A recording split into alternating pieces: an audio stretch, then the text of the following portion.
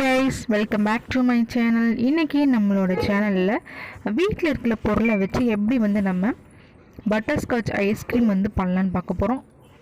முட்டை and cream இந்த மாதிரி எதுவுமே யூஸ் பண்ண போகிறது கிடையாது. வாங்க இப்போ நம்ம எப்படி பண்ணலான்னு பார்க்கலாம். பார்த்திங்கன்னா நான் ஆல்ரெடி ஒரு 1/2 லிட்டர் பால் எடுத்து நல்லா கொதிக்க வச்சுருக்கேன். பால் நல்லா கொதித்ததும் ஒரு 1/2 கப் அளவுக்கு சுகரும் இதில் ஆட் பண்ணி நல்லா கொதிக்க வச்சுருக்கேன். அண்டு இது கூட பார்த்திங்கன்னா 2 டேபிள் ஸ்பூன் அளவுக்கு கார்ன்ஃப்ளவர் எடுத்துக்கோங்க. அதை கொஞ்சம் பால் விட்டு நல்லா கெட்டி இல்லாமல் கலந்து எடுத்துக்கோங்க. இப்போ நம்ம ஐஸ்கிரீம் பண்ணுறதுக்கு இது ரொம்ப முக்கியமானது. ஸோ நீங்கள் க்ரீம் இதெல்லாம் அவாய்ட் பண்ணுறதுனால நம்ம கார்ன்ஃப்ளவர் சேர்த்தோம் அப்படின்னா ரொம்ப நல்லா ஐஸ்கிரீம் வரும். அதுக்காக தான் பால் நல்லா கொதித்ததுக்கப்புறமா நீங்கள் கலந்து வச்சுருக்கிற கார்ன்ஃப்ளவர் மிக்ஸை இதில் ஊற்றுங்க. நீங்கள் இந்த டைமில் கை விடாமல் கிளறிட்டே இருக்கணும். அடுப்பையும் சிம்மில் வச்சுக்கோங்க, இல்லைனா கார்ன்ஃப்ளவர் கெட்டி ஆகிடும். ஸோ அதனால் சிம்மில் வச்சுட்டு கிளறிட்டே இருங்க. நல்லா கொதித்து பால் நல்லா திக்காக வரணும். அது வரைக்கும் நல்லா பால் நல்லா திக்காக ஆனதுக்கப்புறமா ஸ்டவ்வை ஆஃப் பண்ணிவிட்டு ஃப்ளேவருக்காக வெண்ணிலா எசன்ஸ் ஊற்றிக்கோங்க. உங்கள்கிட்ட வெண்ணிலா எசன்ஸ் இல்லைன்னா நீங்கள் அவாய்ட் பண்ணிக்கலாம். நான் ஃப்ளேவருக்காக சேர்த்துக்கிறேன், அவ்வளோதான். இப்போது ஒரு பாத்திரத்தில் ஊற்றி நீங்கள் நல்லா க்ளோஸ் பண்ணி ஃப்ரீசரில் வச்சுருங்க. மேக்ஸிமம் ஒரு 4 ஹவர்ஸ் இருக்கட்டும். இந்த மாதிரி நல்லா டைட்டாக க்ளோஸ் பண்ணுற மாதிரியான ஒரு பாத்திரத்தை நீங்கள் யூஸ் பண்ணிக்கோங்க. இப்போ நம்ம இதை ஃப்ரீசரில் வச்சிடலாம். ஒரு 4 ஹவர்ஸ்க்கு அப்புறம் எடுத்து பார்க்கலாம். இப்போ பார்த்திங்கன்னா 4 மணி நேரம் ஆயிருக்கு. நான் காலையில் ஒரு 9 o'clock பண்ணேன். இப்போ பார்த்திங்கன்னா மணி 1 o'clock.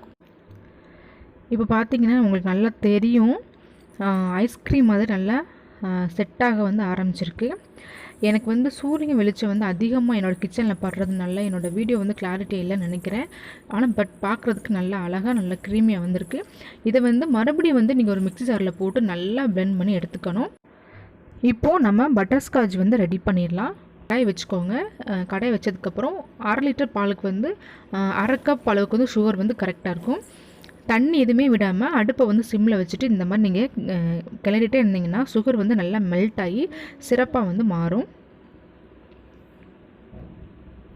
இப்போ பாருங்கள், நல்லா சுகர் நல்லா கெட்டியாக ஆரம்பிச்சிருக்கா.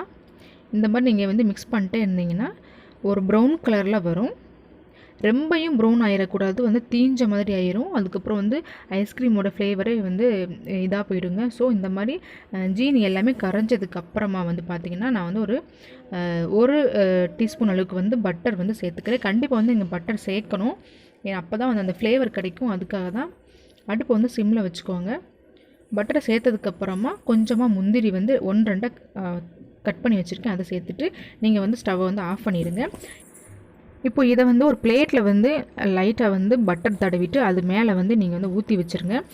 ஒரு 2 or 3 மினிட்ஸ்க்கு அப்புறம் பார்த்தீங்கன்னா இந்த மாதிரி நல்லா கெட்டியாகி வந்திருக்கும். இதை நல்லா 1/2 உடச்சிக்கோங்க. இப்போ நீங்கள் இந்த 1/2 உடச்சது ஒரு மிக்ஸி ஜாரில் போட்டு லைட்டாக பிளெண்ட் பண்ணி எடுத்துக்கலாம். அப்படி இல்லைனா 1/2 நீங்கள் கையால் தட்டி எடுத்துக்கலாம். நான் இன்றைக்கி ஒரு பட்டர் ஷீட்டில் இதை தட்டி நம்ம இஞ்சி பூண்டு தட்டுற அந்த இதை கல் வச்சு நான் லைட்டாக க்ரஷ் பண்ணி எடுத்துக்க போகிறேன். நீங்கள் மிக்ஸி ஜாரில் கூட போட்டு நல்லா பிளெண்ட் பண்ணி எடுத்துக்கோங்க, நோ ப்ராப்ளம்.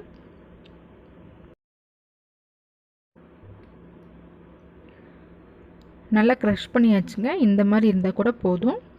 இப்போ பார்த்திங்கன்னா நம்ம பிளெண்ட் பண்ண ஐஸ்கிரீமை மறுபடியும் பாக்ஸில் ஊற்றிக்கலாம்.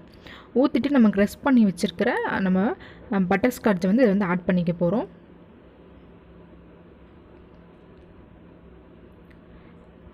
இது நம்ம பண்ண எல்லாத்தையும் இதில் சேர்க்கணுன்ற அவசியம் கிடையாது.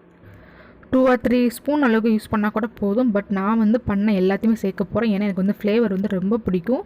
எல்லாத்தையும் சேர்த்துட்டு நல்லா ஒரு ஸ்பூனை வச்சு நல்லா மிக்ஸ் பண்ணி விட்டுருங்க. மிக்ஸ் பண்ணிவிட்டு க்ளோஸ் பண்ணி ஃப்ரீசரில் வச்சுருங்க. நீங்கள் ஒரு 8 ஹவர்ஸ்க்கு அப்புறம் நீங்கள் எடுத்து ஓப்பன் பண்ணிங்கன்னா நம்மளோட க்ரீமியான ஐஸ்கிரீம் சூப்பராக ரெடியாக இருக்குங்க.